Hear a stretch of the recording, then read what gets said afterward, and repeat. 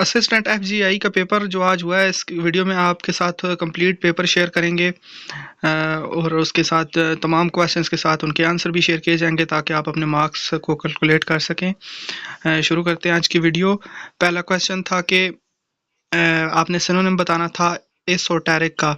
Esoteric का मतलब होता है कोई भी ऐसी चीज़ जो बहुत कम लोगों की तरफ से जो है अंडरस्टैंडेबल हो।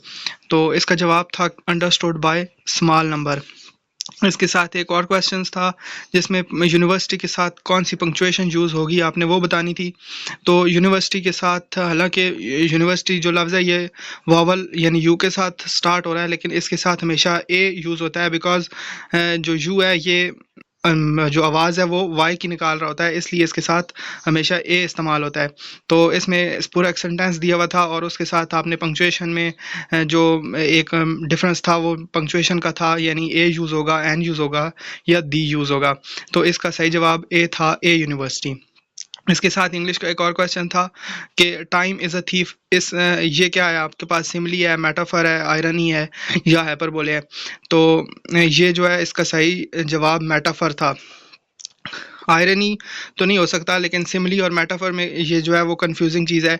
इस बारे में अगर मैं आपको बताऊं तो सिमिली जो होती है वो जब भी दो चीज़ों को इस तरह तशबीह दी जाती है कि उसमें एज का इस्तेमाल किया जाता है, यानी he is brave as a lion. तो जब भी एज का इस्तेमाल होगा तशबीह देते हुए तो वो सिमिली होगी, लेकिन अगर एज का इस्तेमाल नहीं करते तो ये जो है वो किसी चीज़ को एज का इस्तेमाल किए बगैर तशबीह देंगे तो वो मेटाफर होगा। तो इसका जवाब मेटाफर था। इसके अलावा मैथ का क्वेश्चन था x square minus 4x plus 4। एक इक्वेशन दी गई थी और पूछा गया था कि ये इसके जो रूट्स हैं वो क्या हैं। तो इसका सही जवाब रियल एंड इक्वल थे रूट्स। इसके अलावा एक और क्वेश्चन था ई पावर 2x का डेरिवेटिव मालूम करना था। तो इसका जो सिंपली जो डेरिवेटिव होता है वो 2e की पावर 2x डेरिवेटिव होता है। यहाँ पे ब्रैकेट्स गलती से लगी हुई हैं, यहाँ पे ब्रैकेट्स नहीं लगती, लेकिन जो इसका डेरिवेटिव होता है वो 2e की पावर 2x होता है। इसके अलावा अगला सवाल था log x plus log 2 is equal to 1, और इसमें जो है वो x की वैल्यू फाइंड करनी थी। तो वो जो इसका आंसर है वो correct answer x is equal to 5 है। इसके अलावा acceleration due to gravity in horizontal motion. Horizontal motion में जो ग्रेविटी होती है वो हमेशा जीरो होती है, जब slope of a vertical line जो होती है वो अनडिफाइंड होती है। तो अनडिफाइंड इसका सही आंसर था। tan 45 degree plus cot 45 degree 2 के बराबर होती है। इसके अलावा set of 4 elements having subsets of at least 2 elements, तो इसका जवाब था 11। इसके अलावा dice role probability of multiple of 2 और 3। तो इसका सही जो आंसर था 2/3 था। Smallest unit of nervous system का जो स्मॉलेस्ट यूनिट होता है वो न्यूरॉन होता है। इसके अलावा photosynthesis mainly produces glucose and oxygen. Next question, hardest naturally available substance. जो इस वक्त दुनिया में सबसे हार्डेस्ट सब्सटेंस है जो नेचुरली अवेलेबल होता है वो डायमंड होता है। Energy stored in compressed spring, जो कंप्रेस्ड स्प्रिंग होता है उसमें पोटेंशियल एनर्जी स्टोर होती है। यूजेस क्लास एंड ऑब्जेक्ट्स, ये कंप्यूटर का क्वेश्चन था कि इनमें से जो 4 ऑप्शंस दिए हुए थे इनमें से कौन से क्लास और ऑब्जेक्ट्स का इस्तेमाल करते हैं। तो वो नाम से ही ज़ाहिर है कि ऑब्जेक्ट ओरिएंटेड प्रोग्रामिंग जो होती है वो क्लासेस और ऑब्जेक्ट्स को यूज़ करती है। Next question, function that returns index number. तो इंडेक्स नंबर जो होता है वो हमेशा मैच का फंक्शन जो होता है वो हमें देता है। मैच का फंक्शन यूज़ करके हम कोई भी वैल्यू देते हैं तो उसका जो इंडेक्स नंबर होता है वो हमें शो हो जाता है। इसके साथ क्वेश्चन है प्रोटोकॉल यूज्ड बाय लैन। लैन की जानिब से टीसीपी आईपी प्रोटोकॉल यूज़ किया जाता है। Next question, OSI layer responsible for encryption. Encryption के लिए प्रेजेंटेशन लेयर जो होती है वो डेटा को इंक्रिप्ट करती है ओएसआई मॉडल में।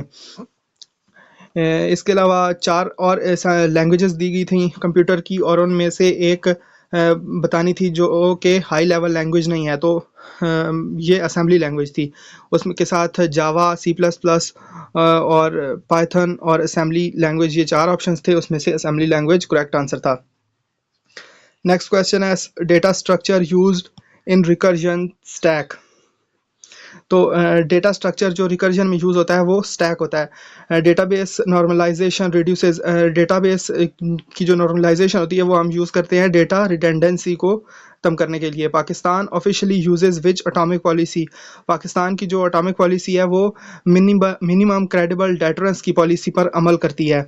इसमें एक जो है ऑप्शन था वो फर्स्ट यूज़ का ऑप्शन था, इसके अलावा सेकंड यूज़ का ऑप्शन था, लेकिन और एक मिनिमम क्रेडिबल डेटरेंस का ऑप्शन था। तो इसका करेक्ट जो आंसर है वो मिनिमम क्रेडिबल डेटरेंस है। Next question, Gwadar is mainly important for, Gwadar किस लिए ज़्यादा जो है वो इम्पोर्टेंस रखता है, तो वो उसका सही आंसर था trade. Next question, Pakistan foreign policy mainly focuses on, Pakistan की फॉरेन पॉलिसी किस चीज़ पर फोकस करती है। Next question, problem in Pakistan US relations, Pakistan और यूएसए के रिलेशंस में क्या चीज़ जो है वो प्रॉब्लम क्रिएट करती थी हिस्ट्री में। तो इसमें काफ़ी सारे और ऑप्शंस थे, जैसे बॉर्डर डिस्प्यूट का ऑप्शन था, ट्रेड का ऑप्शन था और ट्रस्ट डेफिसिट का ऑप्शन था। तो इसका सही जवाब है trust deficit. Main objective of FATF, main objective of FATF is stopping terror financing and money laundering is correct option. Pakistan is geographically important due to its, Pakistan की जो अहमियत है जियोग्राफिकली वो इसकी स्ट्रेटजिक लोकेशन की वजह से है, क्योंकि ये एक ऐसी जगह पे मौजूद है जहाँ से ये मुख्तलिफ रीजन्स के साथ कनेक्ट हो सकता है। तो Pakistan and China are, Pakistan और चाइना के रिलेशनशिप के बारे में पूछा गया था कि वो किस किस्म का रिलेशनशिप है, तो ये स्ट्रेटेजिक पार्टनर्स हैं पाकिस्तान और चाइना। इसके अलावा सी पैक का एक क्वेश्चन था कि सी पैक कौन सा प्रोजेक्ट है, तो ये एक इकोनॉमिक प्रोजेक्ट है। ये तमाम क्वेश्चंस थे जो आज के असिस्टेंट FGEI के पेपर में पूछे गए हैं।